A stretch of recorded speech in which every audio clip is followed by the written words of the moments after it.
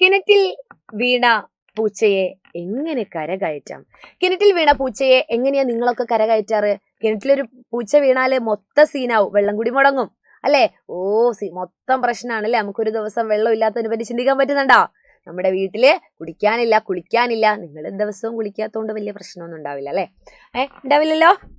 എന്തുതന്നെയായാലും കിണറ്റിൽ വീണ പൂച്ചയെ എങ്ങനെ കരകയറ്റാം എന്ന് പറയുന്ന ഒരു കഥ അക്ബർ കക്കട്ടിൽ, മലയാളത്തിന്റെ പ്രിയ എഴുത്തുകാരൻ, എൻ്റെ പ്രിയപ്പെട്ട കഥകൾ എന്ന് പറയുന്ന കഥാസമാഹാരത്തിലൂടെ നമുക്ക് സമ്മാനിച്ചിട്ടുണ്ട്. അത് നമ്മൾ പഠിക്കുന്നുണ്ട് 7ാം ക്ലാസ്സിലെ ക്രിസ്തുമസ് പരീക്ഷയ്ക്ക്. അത് നമുക്ക് പരീക്ഷയ്ക്ക് വരുന്ന ഒരു പാഠവുമാണ് അല്ലേ? അപ്പോൾ ഈ പാഠത്തെ പറ്റി ഒരു ഏകദേശ ഒരു ധാരണ നിങ്ങൾക്ക് വേണ്ടേ? എന്താണ്, അക്ബർ കക്കട്ടിലാണ് ഇതിലെ കഥാനായകനായിട്ട് വരുന്നത് അല്ലേ? അതിനു മുൻപായിട്ട് നമ്മുടെ അവഞ്ചേഴ്സ് ബാച്ചിലെ എൻഡ് ഗെയിം തുടങ്ങുന്നുള്ള കാര്യം നിങ്ങൾ അറിയോ? എൻഡ് ഗെയിം തുടങ്ങുന്നുണ്ട്. എന്താണ് എൻഡ് ഗെയിം? ഒന്നുമില്ല, ഇത്രയും കാലം നമ്മുടെ അവഞ്ചേഴ്സ് ബാച്ചിൽ ജോയിൻ ചെയ്യാത്ത ചിലരുണ്ടാവും അല്ലേ? അവർക്ക് വേണ്ടിയിട്ട് ഇപ്പം നമ്മളൊരു ക്ലാസ് സ്റ്റാർട്ട് ചെയ്യുന്നുണ്ട്.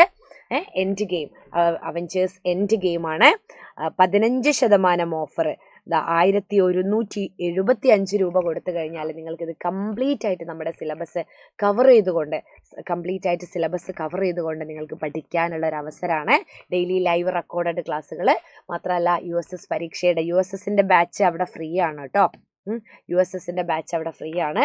USS ക്ലാസ് ഉള്ളത് കൊണ്ട് വൃത്തിക്കും വെടുപ്പിനും തന്നെ പാഠഭാഗങ്ങൾ പഠിക്കേണ്ടതായിട്ടുണ്ട്. അപ്പോൾ ഇപ്പം തന്നെ ഈ ഒരു നമ്പറിലേക്ക് വിളിക്കുക, കോണ്ടാക്ട് ചെയ്യുക, നമ്മുടെ എൻഡ് ഗെയിമിൽ ജോയിൻ ചെയ്യുക കേട്ടോ. എനിക്ക് പറയാനുള്ളത് 2ാമത്തെ യൂണിറ്റ് ആണ് നമ്മൾ ക്രിസ്മസ് പരീക്ഷയ്ക്കുള്ളത്. അതിലൊരു പാഠാണ് കിണറ്റിൽ വീണ പൂച്ചയെ എങ്ങനെ കരകയറ്റാം. അപ്പോൾ അക്ബർ കക്കട്ടിൽ എന്ന് പറയുന്ന കഥാകൃത്ത് തന്നെയാണ് നമ്മുടെ കഥയിലെ നായകൻ. ഇദ്ദേഹത്തിന്റെ വീട്ടിൽ എന്ത് ചെയ്യാണ്? ഒരു പൂച്ച വീഴാണ്. യോഗം തുടങ്ങാൻ ഇദ്ദേഹം ഒരു പരിപാടിക്ക് പങ്കെടുക്കാൻ പോവാൻ നിൽക്കുകയാണേ. ആ സമയത്താണ് അദ്ദേഹം കുളിച്ച് റെഡിയാവുകയാണ്. അപ്പോൾ അദ്ദേഹത്തെ കാത്ത് പരിപാടിയുടെ സംഘാടകര് പുറത്ത് കാത്തു നിൽക്കുന്നുണ്ട്. ആ സമയത്താണ് ഉമ്മ വന്ന് പറയുന്നത്, എടോ ഇവളെ കിണറ്റിലൊരു പൂച്ച വീണെന്ന്. പിന്നെ പരിപാടിക്ക് പോകാൻ പറ്റുമോ? മൊത്തം സീനായില്ലേ? പരിപാടിക്ക് പോകാൻ പറ്റില്ല. അപ്പോൾ ഉമ്മ ഇപ്പോൾ പരിപാടി തുടങ്ങുകയും വേണം, എന്താ ചെയ്യാന്ന് ഉള്ളൊരവസ്ഥയിൽ നമ്മുടെ കഥാനായകന്റെ അക്ബർ കക്കട്ടിലിന്റെ ഉമ്മയ്ക്കൊരു ഐഡിയ തോന്നുകയാണ്. എന്താ പറയുന്നത്? എന്താണ് ചെയ്യേണ്ടതെന്ന് അറിയാതെ നിൽക്കുന്ന കഥാനായകനോട് ഉമ്മ പറയാണ്, ഇന്നെ കൊണ്ട് ഒന്നിനും ആവൂല പ്രസംഗിക്കാനല്ലാതെ വേറെ എന്തറിയാ എനിക്ക്? നിന്റെ പെണ്ണുങ്ങളുണ്ടെങ്കിൽ, അതായത് നിന്റെ ഭാര്യ ഉണ്ടെങ്കിൽ ഒരു വയ്യോള് കാണുമായിരുന്നു. എനിക്കാണെങ്കിൽ ശരിക്കും കണ്ണും പിടിക്കൂല, എനിക്ക് ശരിക്കും കണ്ണും കാണൂലെന്ന്. അപ്പോൾ ഭാര്യ അവിടെ ഇല്ല, തൽക്കാലം എന്തോ ആവശ്യത്തിന് പുറത്തു പോയതാണ് അല്ലേ? മറ്റൊരു ആവശ്യത്തിന് വേണ്ടി പോയതാണ്. ഇവരേ ഉള്ളൂ. പക്ഷെ കിണറ്റിൽ വീണ പൂച്ച എങ്ങനെയെങ്കിലും എടുക്കണ്ടേ? അപ്പോൾ ഉമ്മ തന്നെ ഒരു പരിഹാരം അങ്ങ് പറഞ്ഞു കൊടുക്കാണ്. ഇന്നെ വിളിക്കാൻ വന്നോരില്ലേ, അതായത് പരിപാടിന്റെ സംഘാടകര്, ഓലെ അങ്ങ് വിളിക്കി. അതൊരു ബുദ്ധിയാണെന്ന് കഥാനായകനും തോന്നി. അങ്ങനെ അവരോട് പറയാണ് അല്ലേ, പുറപ്പെടുകയല്ലേ എന്ന് ചോദിക്കും അവര്, സംഘാടകരായ കാസിം. അപ്പോൾ ഒരു ചെറിയ പ്രശ്നമുണ്ട് കാസിമേ, ഇവിടുത്തെ കിണറ്റിലൊരു പൂച്ച വീണു. കഥാനായകനായ അക്ബർ കക്കട്ടിൽ പറയാണ്, ഇവിടുത്തെ കിണറ്റിലൊരു പൂച്ച വീണു. കിണറ്റിൽ വീണ പൂച്ചയെ കഥാകാരന്റെ ഉമ്മയാണ് ആദ്യം കാണുന്നത്. അപ്പോൾ ഉമ്മയാണ് കാണുന്നത്.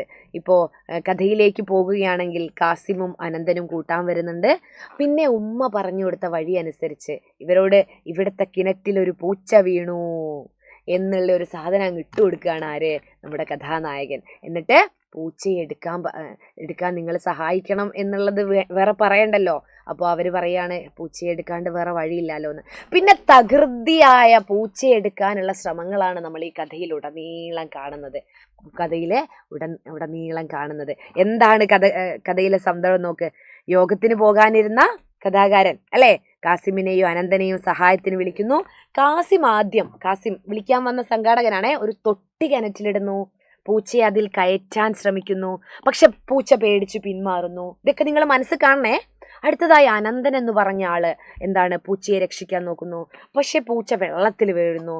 പിന്നീട് കാദർ എന്ന ആള് ഒരു കണ്ണാടിക്കൊട്ട കയറിൽ കെട്ടി ഇറക്കുന്നു. പക്ഷെ അതൊന്നും എന്താവുന്നില്ല, പരാജയപ്പെടുകയാണ് ചെയ്യുന്നത് അല്ലേ? ഇതിനിടയിൽ അവിടെ ആളുകൾ കുറേ ആൾ കൂടുന്നുണ്ട്. ഓരോരുത്തർ ഓരോ അഭിപ്രായം പറയുന്നുണ്ട്. ചോറും മീനും കുട്ടയിൽ വെച്ച് കൊടുക്കുക, എലിയെ കെട്ടിയിടാൻ, അങ്ങനെ പല നിർദ്ദേശങ്ങൾ നൽകുന്നുണ്ട്. ഒടുവിൽ അനന്തൻ ഒരു കുരുക്കായി കിണറ്റിലിറങ്ങി അല്ലേ? അനന്തൻ ഒരു കുരുക്ക്, ഇവിടുത്തെ പൂച്ചേനെ അങ്ങ് രക്ഷപ്പെടുത്തിയിട്ട് വേണം ഇയാളെ പ്രസംഗിക്കാൻ കൊണ്ടുപോവുക അല്ലേ, ഇവരല്ലേ പരിപാടി നടത്തുന്നത്. അപ്പോൾ കുരുക്കുമായിട്ട് കിണറ്റിലിറങ്ങുകയാണ്, പൂച്ചയെ പിടിക്കാൻ ശ്രമിക്കുന്നു. ആദ്യ ശ്രമം പാളിപ്പോയി, അയാൾ വെള്ളത്തിൽ വീണ്. പക്ഷെ പിന്നീട് കുരുക്കിട്ടിട്ട് അനന്തൻ പൂച്ചയെ കുട്ടയിലാക്കി കരക്കെത്തിക്കുന്നുണ്ട്, പൂച്ച ഓടി രക്ഷപ്പെടുന്നുണ്ട്. പക്ഷെ സംഗതി എന്താണെന്നറിയോ? ഇതിന്റെ ഇടയിൽ കുറെ സംഗതികൾ നടക്കുന്നുണ്ട്. ഇപ്പോൾ രണ്ടുപേരും നീന്തുകയാണ് പരസ്പരം രക്ഷപ്പെടാൻ. സന്ദർഭം കണ്ടെത്തി എഴുതാനൊക്കെ നമ്മളോട് പറയുന്നുണ്ട്. ഈ രണ്ടുപേരാരാ? ഒന്ന് പൂച്ചയെ രക്ഷിക്കാൻ കിണറ്റിലിറങ്ങിയ അനന്തൻ. പിന്നെ ആരാണ്? പിന്നെ ഒന്ന് പൂച്ചയാണ്. ഈ രണ്ടുപേര് പൂച്ചേനെ ഇതാക്കാൻ വേണ്ടിയിട്ട് പൂച്ച പേടിച്ചിട്ട് എന്നെ ഉപദ്രവിക്കാൻ വരികയാണ് എന്ന് പേടിക്കുന്നു പൂച്ച. അപ്പോൾ പൂച്ച ഇങ്ങനെ അങ്ങോട്ടും ഇങ്ങോട്ടും തിരിഞ്ഞും മറിഞ്ഞും കളിച്ച് പൂച്ച നിലത്ത് വീഴുന്നു അല്ലേ, രക്ഷപ്പെടാനുള്ള ഒരു വ്യഗ്രതയിൽ. പക്ഷെ തന്നെ രക്ഷപ്പെടുത്താൻ വന്ന ആളാണ് ഈ അനന്തൻ എന്ന് പൂച്ചയ്ക്ക് മനസ്സിലാവുമോ? ഇല്ല അല്ലേ. അപ്പോൾ അങ്ങനത്തെ രസകരമായ കുറേ കാര്യങ്ങളാണ് ഇവിടെ ഉള്ളത്. അപ്പോൾ അനന്തൻ പാന്തവും കുടുക്കുമായി കിണറ്റിലിറങ്ങി പൂച്ചയെ രക്ഷപ്പെടുത്താൻ ശ്രമിക്കുന്നതിൻ്റെ ഇടയിലാണ് വീഴുന്നത് അല്ലേ. അനന്തൻ കഴുത്തില് എതിർദിശയിൽ പടവിനെ അപ്പുറത്തും ഇപ്പുറത്തുമായിട്ട് ഇങ്ങനെ നിൽക്കുകയാണ് അല്ലേ. ആ സമയത്ത് പേടിച്ച പൂച്ച ഒറ്റച്ചാട്ടത്തിന് വെള്ളത്തിൽ ചാടുന്നു.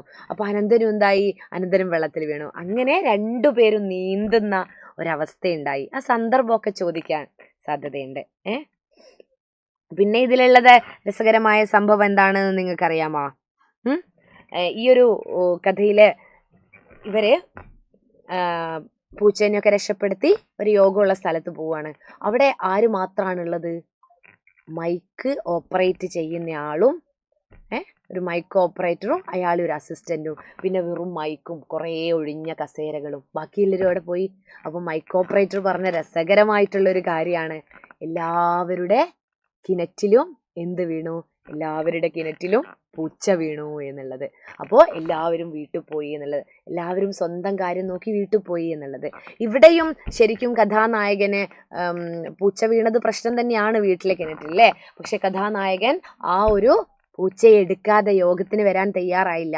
അത്രയും നേരം അവിടെ കാത്തിരുന്ന ആളുകളൊക്കെ അവിടെ എല്ലാം കഴിഞ്ഞ് തിരിച്ചെത്തിയപ്പോൾ ആളുകളൊക്കെ പോയിട്ടുണ്ട്.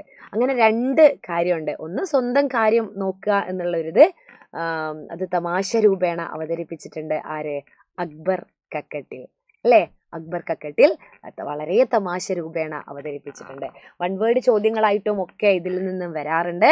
അപ്പോൾ അക്ബർ കക്കട്ടിലിന്റെ ഏത് കഥാസമാഹാരത്തിൽ നിന്നാണ് ഈ ഒരു കഥയെടുത്തിരിക്കുന്നത്? ചോദ്യം ഇതാണ്.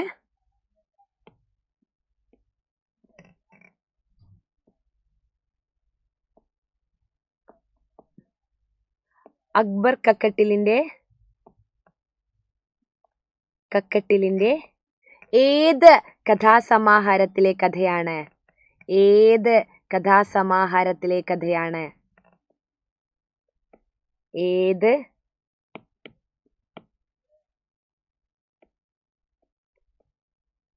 കഥാസമാഹാരത്തിലെ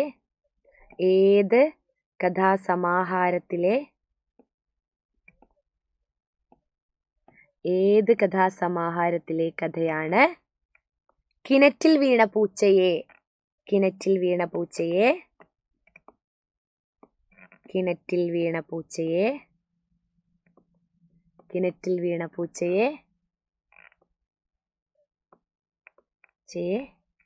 എങ്ങനെ കരകയറ്റും അല്ലേ?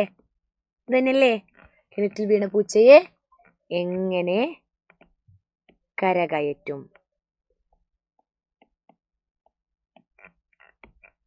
ഏത് കഥാസമാഹാരത്തിലാണ്? ഇമ്പോർട്ടൻ്റ് ആണ്, നിങ്ങൾ അത്ര ശ്രദ്ധിക്കാതെ അങ്ങ് വിടുന്നതാണ് അല്ലേ.